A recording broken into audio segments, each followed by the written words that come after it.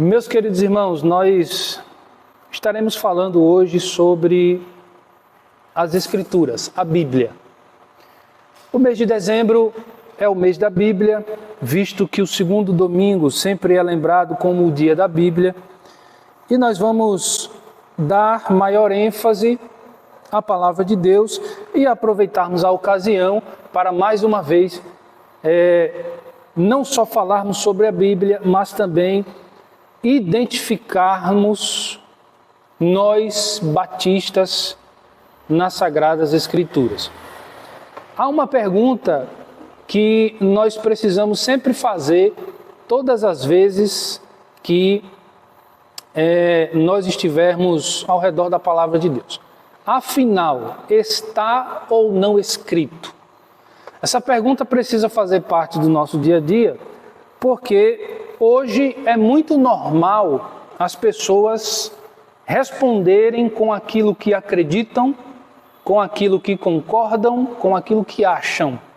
E muitas vezes as respostas que as pessoas dão para perguntas que surgem não estão escritas na palavra de Deus. Por isso, essa pergunta ela é muito importante. Por exemplo, o que você acha do assunto Trindade? A pergunta já foi feita errada. Você não tem que achar, você tem que encontrar o que o texto bíblico fala sobre o assunto. Então a gente precisa pensar nessa pergunta. Afinal, está ou não escrito? E essa pergunta faz parte da história dos batistas.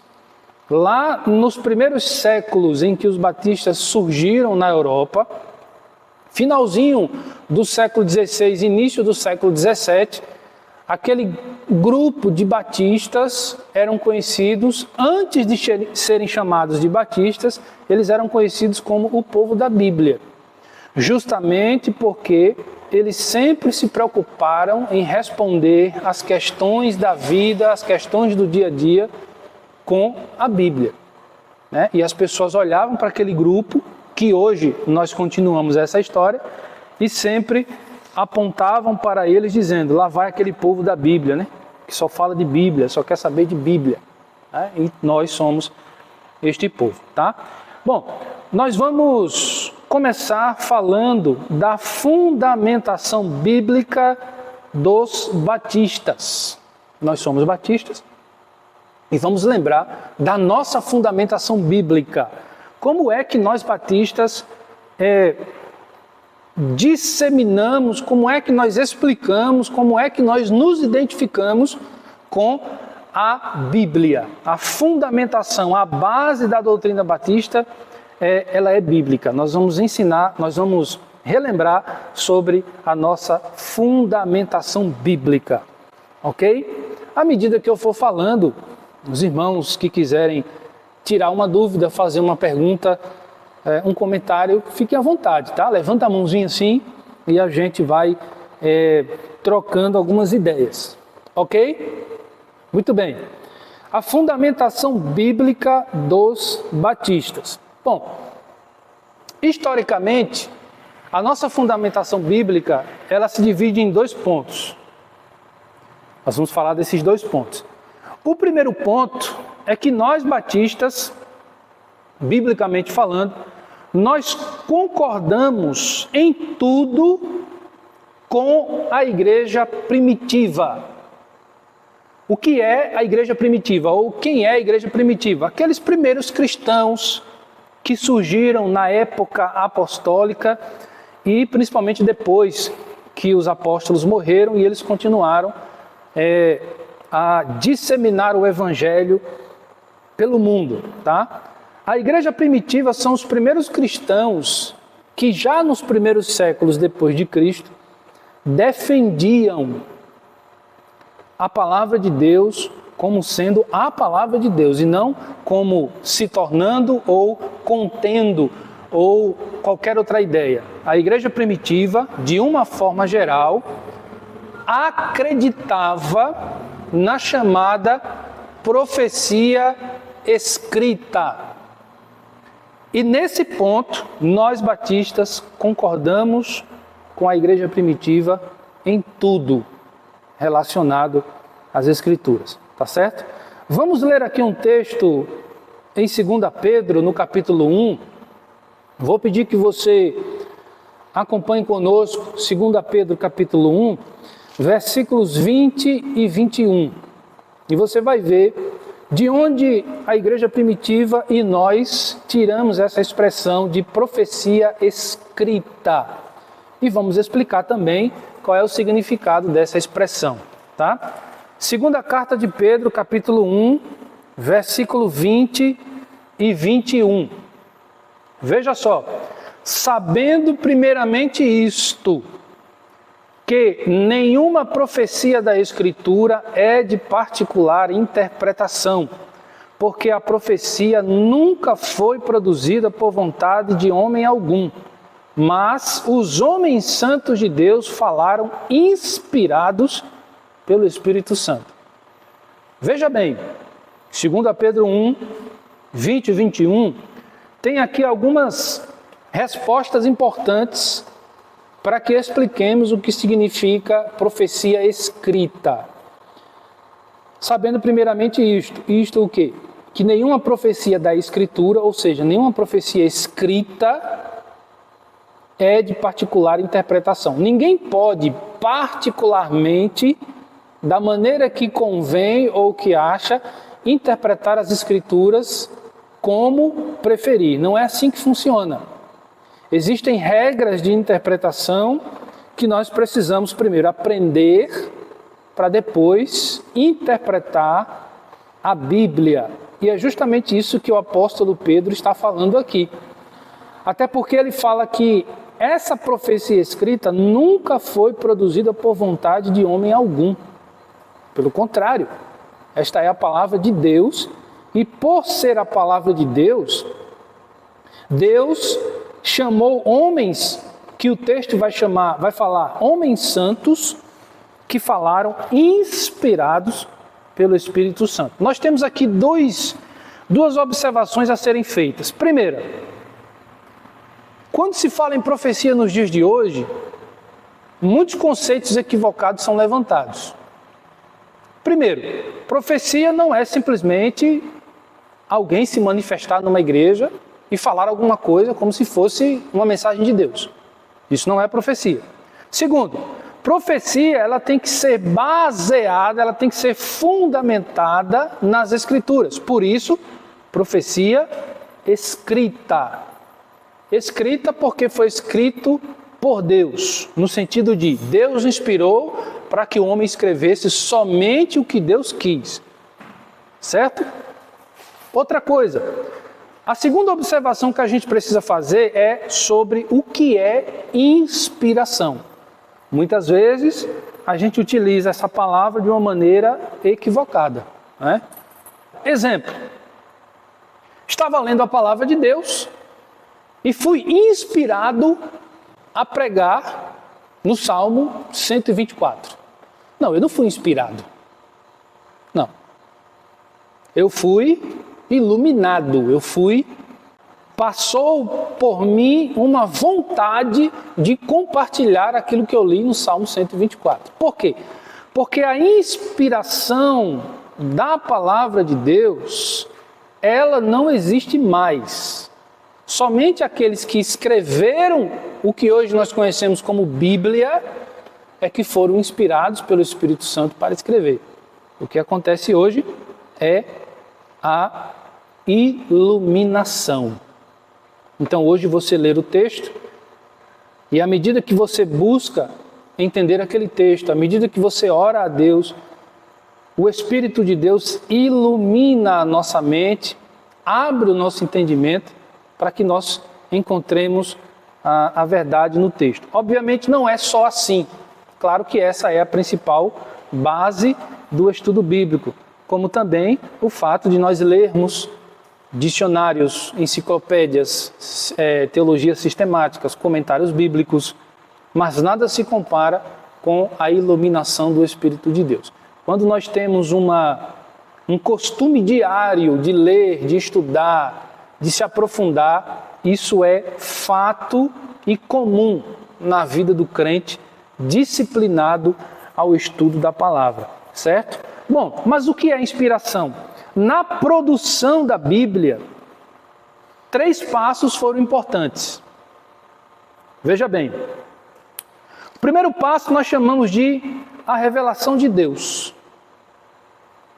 Não existiria a Bíblia se ele não revelasse a si mesmo para os homens. Então, o primeiro passo da inspiração é a revelação de Deus, que é o ato divino que dá conteúdo para a Escritura. Você tem a Bíblia aí com você, você abre a Bíblia, as páginas não estão em branco. Tem um conteúdo aí. Para que esse conteúdo existisse, o primeiro passo foi Deus revelar o que hoje nós temos impresso nessas páginas. O segundo passo da inspiração é justamente o que nós chamamos de inspiração de Deus, que é o momento em que Deus dá a fonte para o registro do que foi revelado. Primeiro, Deus revelou. Segundo, o homem foi inspirado por Deus para registrar o que ele revelou. Aliás, registro é justamente o terceiro passo da confecção ou produção da Bíblia. Certo? O registro do quê? Da revelação de Deus. É o conteúdo para o homem, inspirado por ele, começar a escrever. Um exemplo disso, que os irmãos vão se lembrar, é quando muitas vezes Deus dizia para Moisés: escreva isto, como por exemplo a produção dos 10 mandamentos. Então, de onde Moisés tirou aqueles 10 mandamentos para passar para o povo? Então, primeiro Deus revela, o próprio Deus escreve os 10 mandamentos numa pedra, né? E Moisés leva os 10 mandamentos, algo que Deus revelou, né? E publica isso diante do povo, o registro da revelação de Deus. Na prática, irmãos, a inspiração do Espírito Santo para que os homens santos escrevessem o que hoje nós conhecemos como Bíblia é justamente aquilo que o homem escreveu, sendo somente o que Deus quis. Então, vai existir uma discussão teológica que isso aqui não é a palavra de Deus porque foram homens que escreveram. Mas a gente vai rebater essa crítica mostrando que os homens escreveram este conteúdo de acordo com a revelação que lhe foi dada no passado. Outro exemplo disso é o próprio apóstolo João, na ilha de Patmos, quando escreveu o livro de Apocalipse. Apocalipse quer dizer revelação. Tanto é que João começa dizendo revelação de Cristo, de Jesus ao apóstolo. Né? E para que Jesus revelou todo aquele conteúdo que hoje nós temos acesso no livro de Apocalipse e entregou a João? Para que João entregasse às 7 igrejas da Ásia. Os primeiros leitores do livro de Apocalipse foram as 7 igrejas da Ásia. Posteriormente, todos nós temos acesso àquele mesmo conteúdo. Vocês entenderam, sim ou não? Está claro até aqui? Vamos lá. Na história da igreja, logo depois da época dos apóstolos, inclusive João, o último a morrer, passa-se ali algumas décadas e surge, dentre muitas situações, alguém que ficou conhecido na história da igreja como um dos maiores hereges, chamado Marcião. Marcião é um nome aportuguesado. A gente traz para o nosso idioma para ficar melhor reconhecível para nós. Este teólogo herege chamado Marcião, ele queria impedir que o Novo Testamento fosse publicado. Mas por que ele queria impedir? Ele dizia que o Novo Testamento, de Mateus a Apocalipse, ele dizia que aquela escritura era escandalosamente judaica. Ele dizia o seguinte: esse texto não tem nada a ver com a vida de Jesus, esse texto é uma afronta para a tradição judaica. e não pode ser publicada. No entanto, um outro teólogo, só que este não era herege, pelo contrário, era um homem, podemos dizer assim, um homem segundo o coração de Deus, né, nesse sentido, chamado Tertuliano. Ele combateu Marcião. Ele disse: não, você está errado. Essa escritura que nós temos aqui, com evangelhos, com o livro histórico de Atos, com as cartas pastorais, cartas da prisão, com o livro dos Hebreus, com o livro de Apocalipse, essa escritura é sim a palavra de Deus e ela precisa ser publicada. Então houve esse primeiro embate, para que vocês tenham uma noção, já ali nos primeiros séculos, nas primeiras décadas, tá? E com esse combate, toda a igreja, ou seja, todos os cristãos uníssonos, quer dizer o quê? Todos em uma mesma só voz, concordaram com Tertuliano. Ou seja, essa posição dos primeiros cristãos em concordar com alguém que defendeu as Escrituras como sendo a palavra de Deus, é a mesma posição dos batistas hoje, desde quando nós surgimos lá no início do século XVII. Hoje nós continuamos com a mesma doutrina e nós concordamos com Tertuliano, que realmente o Novo Testamento é a palavra de Deus.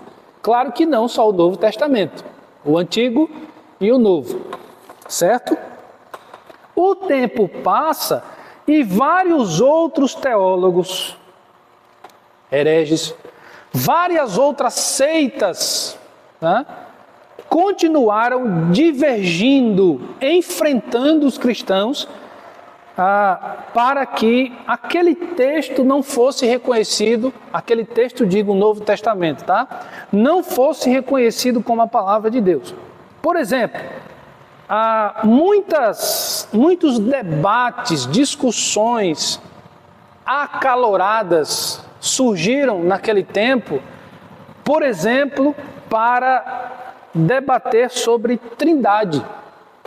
Então havia muita gente ali que dizia que há só um Deus, mas que não existe 3 pessoas. Havia também discussões sobre a divindade de Jesus.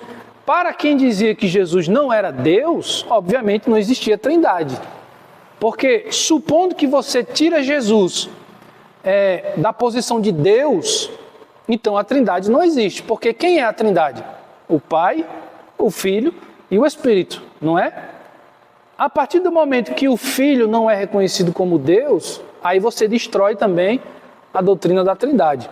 Existiu discussões nesse sentido, como também outras discussões sobre salvação. Quem era o Salvador? Só Jesus? Mas se Jesus não era Deus, então quem é o Salvador? Existiam discussões sobre o pecado. O que é o pecado? Mas o pecado realmente nos afasta de Deus? Ou é só uma condição humana que um dia todo mundo vai ser salvo e os pecados ficarão na terra? Então existiam várias e várias discussões. E os cristãos sempre defenderam a palavra de Deus. Estou passando um pouco dessa história para vocês, para que vocês entendam que séculos depois, quando os primeiros batistas surgem, eles surgem com o pensamento da igreja primitiva. Portanto, a nossa fundamentação bíblica como batistas começa com a igreja primitiva. Nós concordamos com o que a igreja primitiva sempre defendeu nos primeiros séculos depois de Cristo. Ficou claro, sim ou não? Sim, não? Muito bem. Ainda naqueles primeiros séculos, vários movimentos reformadores e apologéticos. O que significa isso? Reformadores porque algumas igrejas estavam cedendo a algumas heresias e os verdadeiros cristãos não. A gente precisa tirar isso e voltar com o que a Bíblia diz. Então eles reformavam os conceitos e a igreja voltava a ser bíblica. e movimentos apologéticos, porque apologética quer dizer defesa. Então, ao mesmo tempo que você corrige alguns pensamentos doutrinários, você também defende a palavra de Deus. Então, isso aconteceu muito e os cristãos sempre apoiaram, louvaram a palavra de Deus, certo? Então, a primeira fundamentação nossa, batista, é que nós concordamos em tudo com a igreja primitiva. Mas também, ao longo da história, e principalmente no ambiente político, religioso, institucional, teológico que nós batistas surgimos, nós também concordamos em tudo com os reformadores.